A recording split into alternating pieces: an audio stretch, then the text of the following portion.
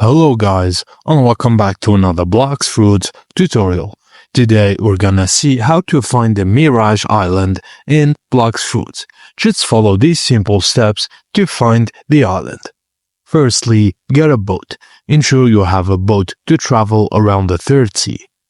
2. Select or search danger zones.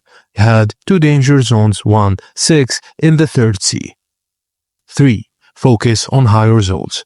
Your chances of finding Mirage Island increase as you progress to higher danger zones. Specifically, Zone 5 is the best option for a quick search. 4. Avoid Zone 6. Mirage Island is harder to spot in Zone 6, so it's not ideal for a quick find.